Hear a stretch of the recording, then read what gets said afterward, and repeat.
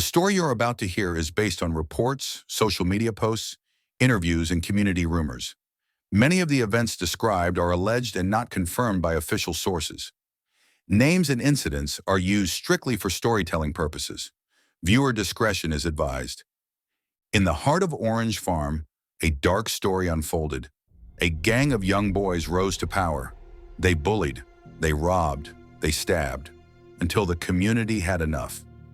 This is the true story of the 50 ninjas and how they were taken down. In the township of Drieziek, under Orange Farm, a gang began to make a name for itself. They were called the 50 Ninjas. This gang wasn't just a group of teenage troublemakers. They were feared. Known for criminal activity, school bullying, and public threats, they quickly became one of the most dangerous groups in the area. The gang was led by two young boys, Sbusiso, known as Mshiso, and Ntando Radebe. Both were students, both were feared, and both would meet a dark end. The 50 Ninjas didn't just operate on the streets. They took control of schools, especially Tetha Secondary School, where Mshiso was in grade 11. They would mock students on Facebook, bully younger kids, and steal from them in broad daylight. Many learners were too scared to attend school. These boys were part of a larger street culture, boys who came back from initiation school. You could recognize them easily. Big 925. Earrings, Navigear bucket hat, Dickies trouser, and a proud, aggressive attitude. These groups from initiation school often clashed with each other. Fights were normal. Violence was expected. But the 50 Ninjas were different. They were worse. It began with a fight. The 50 Ninjas got into an altercation with a rival group. The details were never clear. The gang wanted revenge. Mshiso went online and posted a chilling message on Facebook saying, "We are coming for you guys." Days later, it happened. They allegedly walked into the school, hunting for a boy from the other gang. Inside those school walls, something horrific happened. A student was stabbed, brutally. His blood was found in the school office. This wasn't just a school fight anymore. It became a crime scene. On Monday, April 14th, the war came home. 6 men armed with pangas and big knives came to Mshiso's house. They were looking for him. His sister, during an interview, said, "They didn't even say why they wanted my brother. They just broke windows and said they'll burn the house." That night, the entire house was shaking in fear. That on Monday, there were some young men who came through to this particular household and ransacked the entire family looking for the brother of the sister we spoke to earlier on. And when they did not find him, then obviously they fled the scene and left the family members who were here.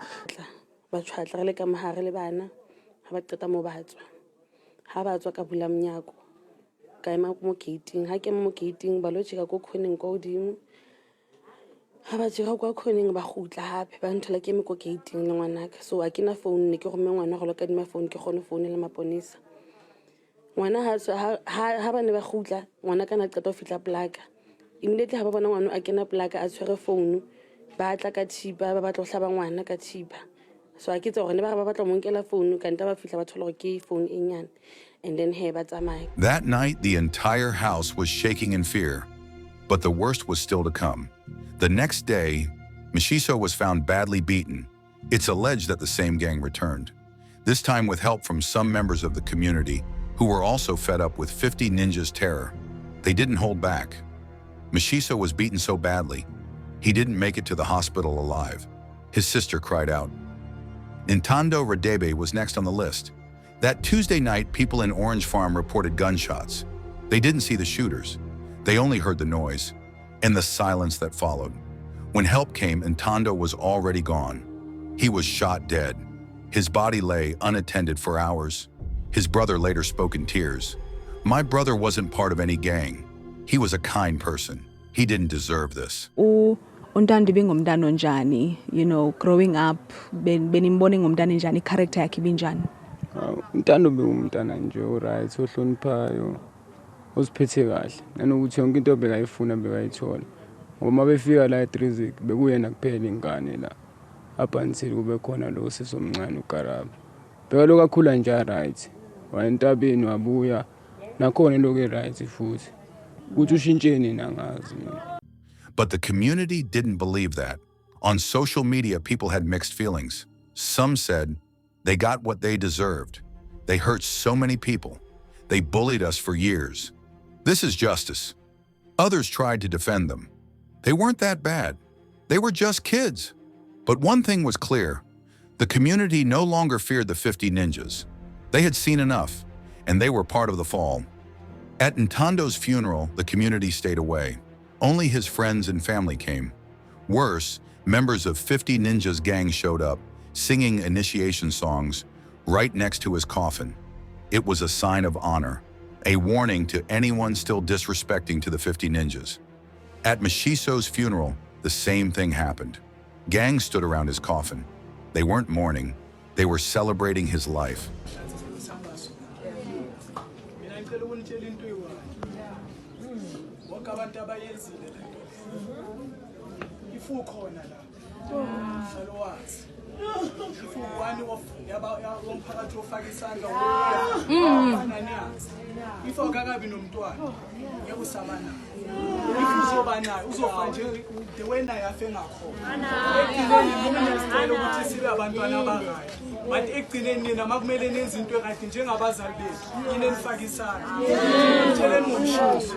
ngoba nithanda wenza ngathi niyamazi Mshiso. Mina ngizomtshela ngumfowethu lo. Mina ngihambe naye umfowethu. Mina ngimazi. Ngaba ukuthi ngisho nani yabo cheka bake bajola naye. Angimazi. Mina ngantshela ngomshiso. Ngiyangithola. Umshiso bekwe altercation. Nina mani mbekile nibona isilwane. Mina ithi ngitsheleni niyahamba la Drieziek-The anazi ukuthi umshiso nenzeleni. Mshiso mfana.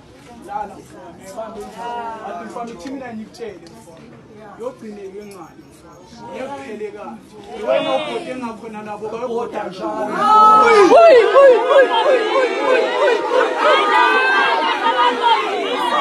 The 50 Ninjas thought they were untouchable. They ruled the streets. They controlled the schools. They thought they were kings. But they forgot one thing. The community always remembers. And when the people have had enough, not even the strongest gang can survive. The 50 Ninjas left behind a trail of fear and 2 coffins. The streets of Orange Farm are quiet now, but behind that silence is a warning. No gang is bigger than the people. This is a true story based on alleged reports, interviews, and social media commentary from Orange Farm. Names and events are used for storytelling purposes. Thanks for watching. Please don't forget to like and subscribe for more stories like this.